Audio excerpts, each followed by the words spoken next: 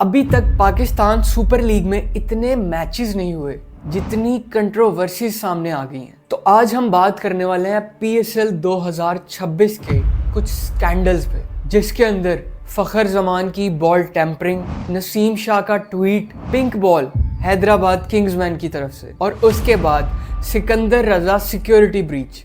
लाहौर और कराची के recent match में जब लास्ट ओवर में 14 रन्स रहते थे, फखर जमान के ऊपर एलिगेशंस लगे हैं कि फखर ने लास्ट ओवर में जब हारिस रऊफ ओवर करने के लिए आए हैं तो बॉल टेम्परिंग की है अपने नाखून के साथ। वीडियो में नजर आ रहा है कि फखर ने बॉल के ऊपर नाखून मारे हैं, और अगर बॉल टेम्परिंग हुई भी है तो ये इस मोमेंट पे तो कहीं से जस्टिफाई नहीं हो रहा कि फखर जमान ने बॉल टेम्परिंग की है। ठीक है, उसने बॉल को छुपाया है या दबाया है, उसके पास फ्यू सेकंड्स का मार्जिन था, और अगर बॉल टेम्परिंग हुई है तो वो थ्रू आउट द इनिंग्स हुई होगी। आहिस्ता आहिस्ता बॉल की कंडीशन को खराब किया गया होगा। लेकिन जो सारे एलिगेशंस लगे हैं इस वक्त, वो लगे हैं फखर जमान पे। और फखर जमान का अगर कैरियर उठा के देखा जाए तो फखर कभी भी इस तरह की कंट्रोवर्सी के अंदर इन्वॉल्व नहीं हुआ। अब जो एलिगेशंस फखर जमान पे एम्पायर्स ने लगाए हैं, फखर ने उसको पूरी तरह से डिनाइड कर दिया। और अगर किसी भी डाउट्स या फिर कोई फुटेज की बुनियाद पे फखर जमान को गिल्टी साबित कर दिया जाता है तो उस पे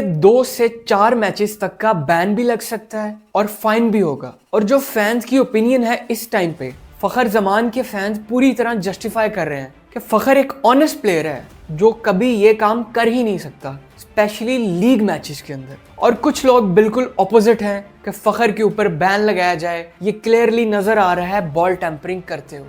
और अगर फैंस और सोशल मीडिया की बात की जाए तो इसी तरह का एक सोशल मीडिया के ऊपर ट्वीट आता है जब पीएसएल की ओपनिंग सेरेमनी में पीसीबी ने मरियम नवाज को एज अ गेस्ट इनवाइट किया था। तो इस पे नसीम शाह का एक ट्वीट आता है और उसके थोड़ी देर बाद ट्वीट को डिलीट कर दिया जाता है, और एक और ट्वीट आता है जिसके अंदर कहते हैं कि नसीम शाह का अकाउंट हैक हो गया था ट्विटर का।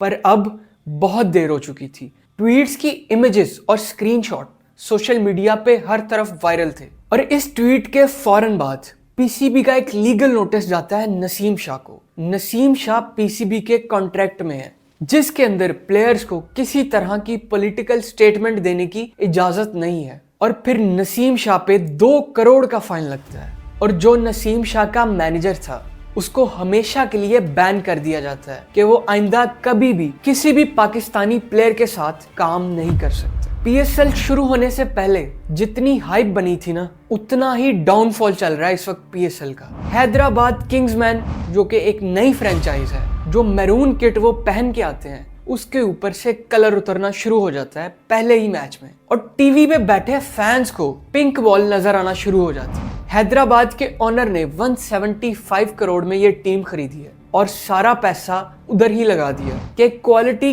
किट बनाने के ऊपर उनका ध्यान नहीं गया। और हम अपने आप को कंपेयर करने चले हैं आईपीएल के साथ, और ये सब स्कैंडल्स तो ओपनली नजर आ रहे थे। इसके अलावा सिकंदर रजा और शाहीन एक सिक्योरिटी ब्रीच में फंस जाते हैं। सिकंदर रजा रात के 1:30 बजे अपने कुछ दोस्तों को होटल रूम में इनवाइट करते हैं, जो कि अभी पीएसएल में अलाउ नहीं है, और इसको एज अ सिक्योरिटी ब्रीच समझा जाता है, जिसके ऊपर सिकंदर रजा शाहीन को भी फेवर के लिए बुलाते हैं, और वो किसी ना किसी तरह से अपने दोस्तों को रूम के अंदर ले जाते हैं। और उसके बाद सिक्योरिटी की तरफ से इसके ऊपर एक स्ट्रिक्ट एक्शन लिया जाता है, जिसके ऊपर सिकंदर रजा ने बाद में प्रेस कॉन्फ्रेंस में ये जवाब दिया कि मैं सारा साल पाकिस्तान से बाहर रहता हूँ और मेरे कुछ दोस्त मुझसे मिलने आ रहे थे, तो वो मेरे बैट्स लेके आ रहे थे जिनमें से मैंने बैट सिलेक्ट करने थे। और उसने कहा कि शाहीन अफरीदी इसके अंदर बिल्कुल इन्वॉल्व नहीं है, उसने सिर्फ मुझे फेवर की थी। और इस वक्त पीएसएल अपनी क्वालिटी क्रिकेट की वजह से नहीं, अपने इन स्कैंडल्स और कंट्रोवर्सीज की वजह से हाईलाइट हुआ है। आपका इसके ऊपर क्या ओपिनियन है, कमेंट करके बताएं, और सब्सक्राइब कर लें मेरे इस चैनल को ताकि आपको पीएसएल के रिलेटेड और वीडियोस देखने को मिलती रहें। सी यू सून।